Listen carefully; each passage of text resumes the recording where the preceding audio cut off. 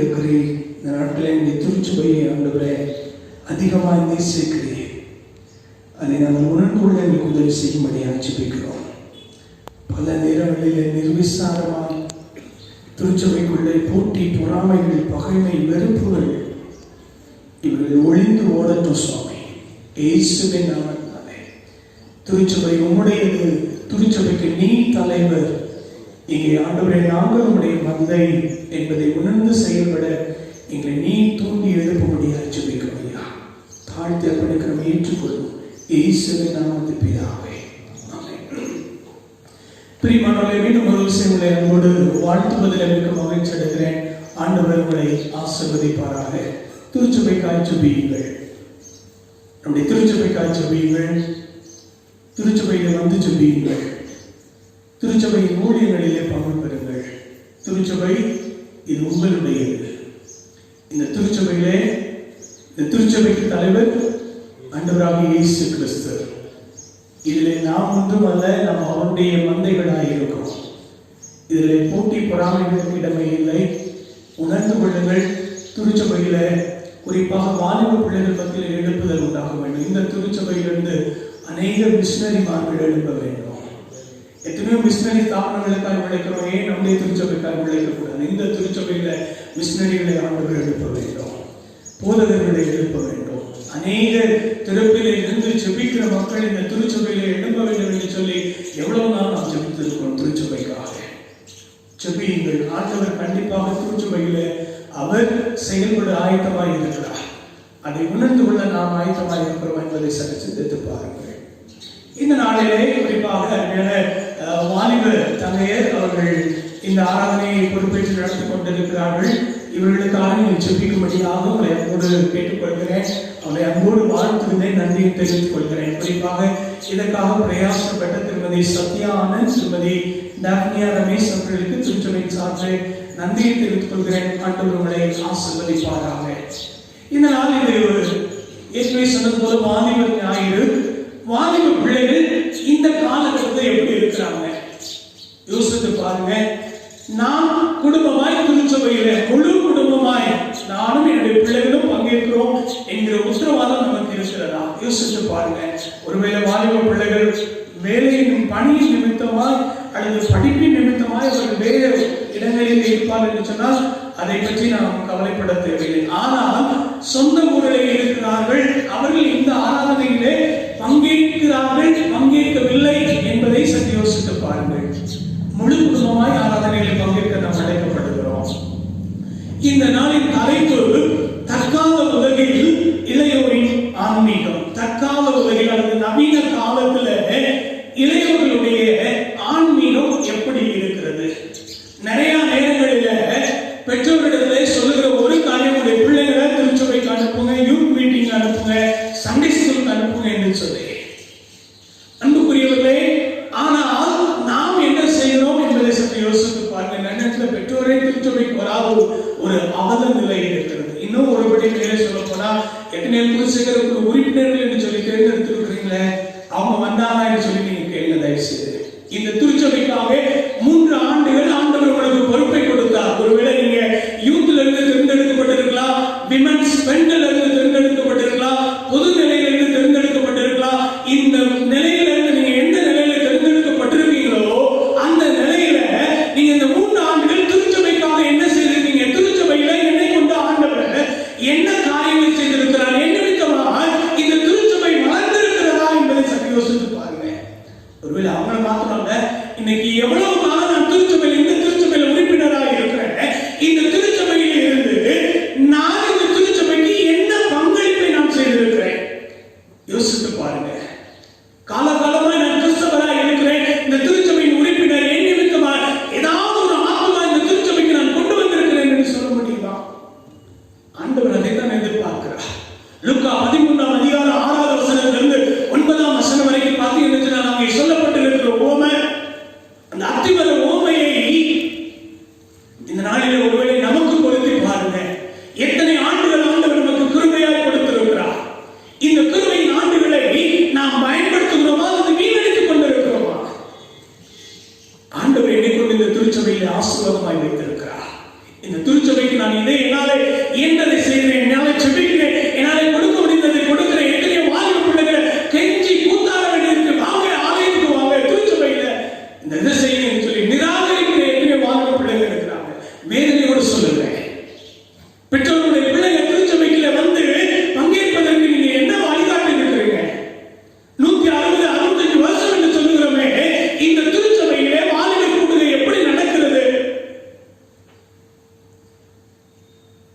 ஆண்டவருடைய அன்பை அறிந்திருக்கிறோம். ஆண்டவரை அறியாத எத்தனையோ மக்கள் வார்த்தையோடு அலைந்து கொண்டு இருக்கிறார்கள். அறிந்ததுனாலதான் நிர்விசாரமா இருக்கிறோமா அல்லது அசட்டை பண்ணி கொண்டு இருக்கிறோமா? உங்களை என்னை ஒரு நாளில் ஆண்டவர் கணக்கு கேட்பார். நாம் யாரா இருந்தாலும் சரி, ஆண்டவருடைய நியாய தீர்ப்புக்கு தப்பிக்கவே முடியாது. திருச்சபைக்காக ஜெபியுங்கள். இது கிறிஸ்துவனுடைய மனவாட்டி. மணவாளனுக்கு நாம் தகுந்த ஆயத்தத்தோடு இருக்க வேண்டும். இந்த மனவாட்டி நிர்விசாரமாய் தூங்கி விழுந்து கொண்டு இருப்போமானால் மணவாளன் வரும் பொழுது மற்ற 25 சொன்னது போலதான் கதவு அடைக்கப்பட போகிறது. அப்ப போய் நம்ம சொல்ல முடியாது, நாங்கள் இவ்வளவு காலமாய் எங்களுக்குள்ளே பகைமை, போட்டி, வெறுப்புகளை வைத்துக் கொண்டு இருந்து விட்டோம், எங்களுக்கு காலம் தாழ்மாண்டவர் என்று சொல்லி கேட்க முடியாது. கோடாரியானது மரத்தின் வேறு அருகே வைக்கப்பட்டிருக்கிறது. எப்ப இருக்கும் என்று சொல்லி தெரியாது. யோசியுங்கள். திருச்சபைக்காக ஜெபியுங்கள். வாரம் முழுவதும் திருச்சபை திறந்து கிடக்கிறது. எத்தனை பேர் வந்து ஜெபிக்கிறோம்? திருச்சபைக்காக ஜெபிக்கிறோம். இந்த நாட்களிலே நம்முடைய திருச்சபையை வாலிபர்களுக்காக ஆண்டவர் வாரத்தை கொடுக்கிறார். வாலிபர் பிள்ளைங்க, எத்தனை பிள்ளைங்க இருக்கிறாங்க? வாலிபர் பிள்ளைகள் மத்தியில ஆண்டவருடைய ஊழியத்தை செய்வதற்கு எத்தனை பேர் ஆயத்தமாய் இருக்கிறோம்? இந்த திருச்சபையின் ஊழியர்களிலே எத்தனை பேர் குடும்பமாய் அல்லது நம்மால ஏற்ற வரைக்கும் நாம் பங்கேற்க ஆயத்தமாய் இருக்கிறோம்? வேலை என்று சொல்லி ஓடுகிறோமே, அந்த வேலையை ஆண்டவர் கொடுத்தது, அந்த வேலையை செய்வதற்கான பலத்தையும் ஆண்டவர் கொடுக்கிறார். ஆனால் அதை நாம் எப்படி பயன்படுத்துகிறோம்? என் பிள்ளைங்க இந்த கோச்சிங் போகணும், இந்த கிளாஸ்ல இருக்கணும், இப்படி வேலையில இருக்கணும், அதெல்லாம் ஒரு பக்கம் உண்மைதான். ஆனால் ஆண்டவர் கொடுத்த கிருபையின் நாட்களை நாம் வீணடித்துக் கொண்டிருக்கிறோம். மறந்து போய்விட வேண்டாம். ஆண்டவர் நம் மீது இரக்கம் காட்டுகிறார். அந்த இரக்கத்தை நாம் பயன்படுத்திக் கொள்கிறோம். நாட்களிலே வாலிப பிள்ளைகளுக்காக நாம் ஜெபிக்க போகிறோம். 3 காரியங்களை மிக சுருக்கமாய் சொல்லுகிறேன். இந்த நாளின் திருமறை பகுதியில் முதலாவது ஆதியாகமம் 41 அதிகாரம் 37 வசனத்திலிருந்து 43 வசனம் வரைக்குள்ள பகுதியில அங்கே யோசேப்புடைய வாழ்க்கையிலிருந்து நாம் கற்றுக்கொள்ள வேண்டிய ஒரு காரியம், நம்முடைய வாலிப பிள்ளைகள் ஆவியை பெறுவதற்கு நாம் வழிநடத்த அழைக்கப்படுகிறோம். கடவுளுடைய ஆவியை பெறுவதற்கு நாம் அழைக்கப்படுகிறோம். இங்கே யோசேப்புடைய வாழ்க்கையின் அனுபவம் எப்படி நடந்தது என்று சொல்லி நம் அனைவருக்கும் நன்றாக தெரியும். ஆனால் யோசேப்பு தன்னுடைய வாழ்க்கையை உணர்ந்து கொண்ட ஒரு காரியம், தான் எங்கே போனாலும் கர்த்தர் என்னோடு இருக்கிறார், ஆண்டவர் என்னோடு கூட இருக்கிறார் என்பதை யோசேப்பு உணர்ந்திருந்தார். அதனாலதான் யோசேப்பு எங்கே தனக்கு ஒரு வாய்ப்பு கிடைத்தாலோ தன்னை பாவம் செய்ய முடியாத ஒரு சூழ்நிலை யோசேப்புக்கு இருந்தது. காரணம், ஆண்டவர் என்னோடு கூட இருக்கிறார், அவருக்கு விரோதமாய் நான் எப்படி பாவம் செய்ய முடியும்? நாட்களிலே நம்முடைய திருச்சபையினுடைய வாலிப பிள்ளைகளே, நாமும் கூட ஆண்டவருடைய ஆவியோடு இணைந்து வாழ்கின்ற வாழ்வை நாம் வாழ அழைக்கப்படுகிறோம். யோசேப்பு போல திருமறையிலே அநேக வாலிபர்களை ஆண்டவர் எடுத்து பயன்படுத்தினார். இன்னைக்கு நம்முடைய வாலிப பிள்ளைகளையும் ஆண்டவர் எடுத்து பயன்படுத்துவதற்கு ஆயத்தமாய் இருக்கிறார். நாம் பிள்ளைகளை அர்ப்பணிக்க ஆயத்தமாய் இருக்கிறோம். யோசித்து பாருங்கள். இங்கே யோசேப்பு கர்த்தருடைய ஆவியை பெற்றதினாலே அவருடைய வாழ்க்கையில 3 காரியங்கள் நடைபெற்றது. நான் சுருக்கமாய் சொல்லுகிறேன். முதலாவது பார்த்தீங்கன்னா, இங்கே யோசேப்புடைய வாழ்க்கையில 41 அதிகாரம் 37 வசனம் சொல்லுகிறது, அங்கே பார்வோனுக்கும் அவருடைய ஊழியக்காரர்களுக்கும் யோசேப்பு சொந்த காரியம் எப்படி தெரிந்ததா? நன்றாய் தெரிந்தது. கர்த்தருடைய ஆவியார் எங்கே ஒரு மனிதனுக்குள்ள இருக்கிறாரோ, அந்த மனிதன் எங்கே இருந்தாலும் அவன் நிமித்தமாய் ஆண்டவருடைய நன்மை பிறருக்கு உண்டு என்பதை யோசேப்பு உணர்த்துகிறார். நான் என்னுடைய பிள்ளை, என்னுடைய வாலிப பிள்ளை, நானும் ஆண்டவருடைய ஆவியினாலே வழிநடத்தப்படுகின்ற அனுபவத்துக்குள்ளே இருப்போமானால் நான் எங்கேதான் இருக்கிறேனோ என் வழியாய் ஆண்டவர் செயல்படுவார், அவருடைய நன்மை பிறருக்கு பகிர்ந்து கொடுக்கப்படும். அதுதான் இங்கே யோசேப்பு நமக்கு கற்றுக் கொடுக்கிறார். ஒருவேளை யோசேப்பை நினைத்திருக்கிறார், இவன் அடிமை, இவன் சொந்த நாடு, இந்த நாட்டுக்குரிய உரிமையாளர் கிடையாது, இவன் இந்த நாட்டுடைய குடிமகன் கிடையாது, இவன் சொல்வதை எப்படி நம்ம ஏற்றுக்கொள்ள முடியும் என்று நினைத்திருக்கிறார். ஆனால் பரிசுத்த ஆவியானவர் ஒரு மனிதனுக்குள்ளே இருக்கும் பொழுது அவருடைய வாழ்க்கையில கடைசி வரைக்கும் நன்மை இருக்கும். ஆதியாகமம் 39 அதிகாரத்தை பார்த்தீங்கன்னு சொன்னால், அங்கே போத்திபாருடைய வீட்டில் இருக்கும் பொழுது ஆண்டவர் யோசேப்பின் நிமித்தமாய் போத்திபாருடைய வீட்டை ஆசீர்வதித்தார். 40 அதிகாரத்தை சிறைச்சாலையில் இருக்கிறார். அங்கே சிறைச்சாலையிலேயும் கொண்டு ஆண்டவர் ஆசீர்வதிக்கிறார். இப்பொழுது எகிப்து தேசம் முழுவதுமாய் ஆண்டவர் யோசேப்பு நிமித்தமாய் ஆசீர்வதிக்க போகிறார். காரணம் ஆண்டவருடைய ஆவி, அந்த ஆண்டவர் அவரோடு கூட இருந்ததுனால. இந்த நாளிலே நானும் என்னுடைய பிள்ளைகளும் ஆண்டவராலே வழிநடத்தப்படுகிறோமா என்பதை சற்று சிந்தித்து பார்ப்போம். இரண்டாவது பார்த்தீங்கன்னா, இங்க யோசேப்புடைய வாழ்க்கையில் நடைபெற்ற இன்னொரு காரியம் 39வது வசனம் சொல்லுகிறது. 39வது வசனத்துல, உன்னை போல விவேகமும் ஞானம் உள்ளவனும் வேறொருவனும் இல்லை. காரணம் ஆவியார் அவனுக்குள்ளே இருந்தார். அவனுக்கு 12 அதிகாரம் 8வது வசனம் சொல்லுகிறது, ஆவியார் ஒரு மனிதனுக்கு ஞானத்தை போதிக்கின்ற வரத்தையும் அறிவை உணர்த்துகின்ற வரத்தையும் ஒரு மனிதனுக்கு கொடுக்கிறார். இங்கே இந்த ஞானமும் விவேகமும் எப்படி வந்தது? ஆண்டவர் யோசேப்போடு கூட இருந்ததுனால வந்தது. இன்னைக்கு நம்முடைய பிள்ளைங்க எங்கே இருந்தாலும் அந்த பிள்ளைங்க ஆண்டவருடைய ஆவியானது ஆண்டவர் அவர்களோடு கூட இருக்கும் பொழுது அவர்கள் விவேகமும் ஞானமும் உள்ளவர்களாய் மாறுவார்கள். இப்படிப்பட்ட வாய்ப்பை ஏற்படுத்தி கொடுக்க பெற்றோர் நாம் அழைக்கப்படுகிறோம். மூணாவது பார்த்தீங்கன்னு சொன்னால் 40வது வசனத்திலிருந்து 43வது வசனம் வரைக்கும் அங்கே ஒரு மிகப்பெரிய ஆசீர்வாதம். என்னது? பார்வோன் சொல்லுகிறார், நான் உன்னை காட்டிலும் பெயர்ல தான் பெரியவனா இருப்பேன், மற்ற எல்லா காரியமும் இந்த எகிப்து தேசத்துல உன்னை கேட்காம யாரும் என்ன செய்யக்கூடாது, எதுவுமே செய்யக்கூடாது. அரியணையில அங்கே ஆண்டவர் யோசேப்பை அமர்த்திருந்தார். அன்புக்குரியவர்களே, இந்த ஒரு அனுபவம் இன்றைக்கு யோசேப்புகள் நம்முடைய திருச்சபைக்கு தேவை, நம்முடைய சமூகத்துக்கு தேவை. எத்தனையோ வாலிப பிள்ளைகள் உலகத்தின் மாயையிலே சிக்கி ஓடிக்கொண்டிருக்கிற வாலிப பிள்ளைகளை ஆண்டவருக்கு நேராக திருப்புவதற்கான யோசேப்புகள் இன்றைக்கு தேவைப்படுகிறார்கள். நம்முடைய வாழ்க்கை அனுபவத்திலிருந்து ஆண்டவருடைய ஆவியை அல்லது ஆண்டவர் அருளுகின்ற நன்மையை பகிர்ந்து கொடுக்க, ஆண்டவருடைய ஞானத்தை விவேகத்தை பிறருக்கு பகிர்ந்து கொடுக்க, ஆண்டவர் கொடுக்கிற ஆசீர்வாதத்தை பிறருக்கு பகிர்ந்து கொடுக்க யோசேப்புகள் தேவைப்படுகிறார்கள். ஆனா நாம் என்ன செய்கிறோம்? என் பிள்ளை அதெல்லாம் போகக்கூடாது, கோச்சிங் கிளாஸ் போகட்டும், இங்க போகட்டும், இந்த கிளாஸுக்கு போகட்டும், இவைகள் எல்லாம் தேவைதான். ஆனால் இவைகளின் மத்தியில ஆண்டவரை என் பிள்ளை அறிந்திருக்கிறானா,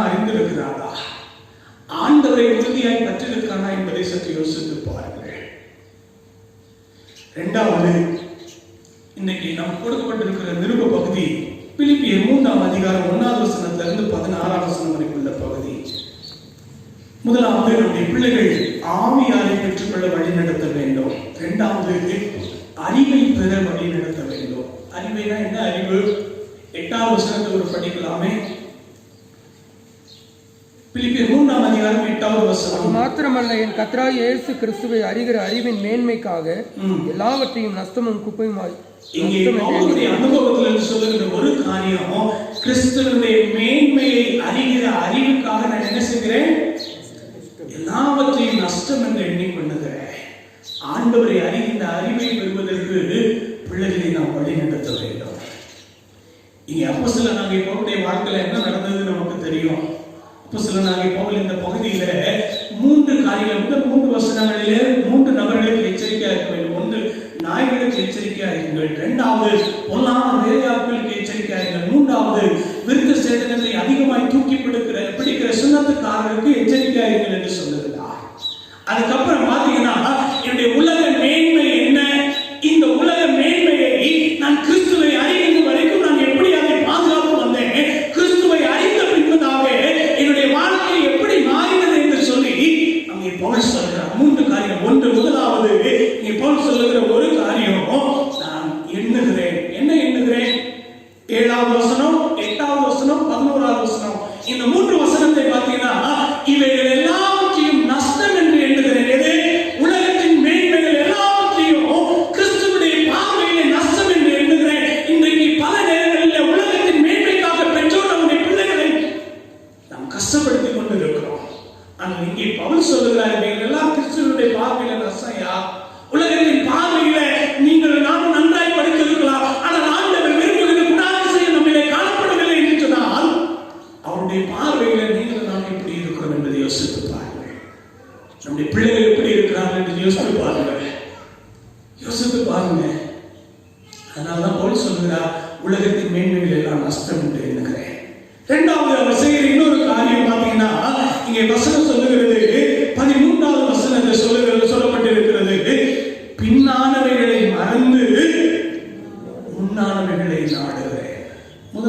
நோக்கினேன் என்று சொல்கிறார். இரண்டாவது நாடுகிறேன். எதை நாடுகிறேன்?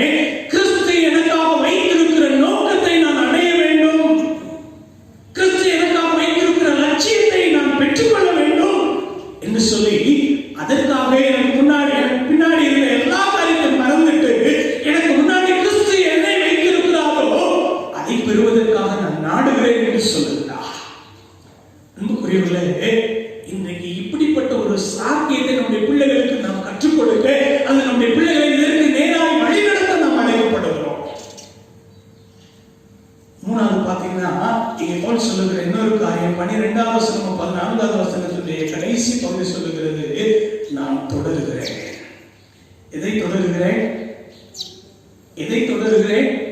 கிறிஸ்து எனக்காக வைத்திருக்கிற லட்சியத்தை அடைவதற்காக நான் தொடருகிறேன். அன்புக்குரியவர்களே, ஆண்டவர் ஒவ்வொருவருக்கும் ஒரு நோக்கம் வைத்திருக்கிறார். எனக்கு ஒரு நோக்கத்தை வைத்திருக்கிறார். உங்களுக்கு, பிள்ளைகளுக்கு ஒரு நோக்கத்தை வைத்திருக்கிறார். அந்த நோக்கத்தை தொடருவதற்கு, அந்த பிள்ளைகள் அந்த நோக்கத்தை அறிந்து கொள்வதற்கு நீங்களும் நாமும் அவருடைய கருத்துடைய கருவிகளாக இருக்க வேண்டும் என்று சொல்லி விரும்புகிறார். கருவிகளாக இருக்கிறோமா?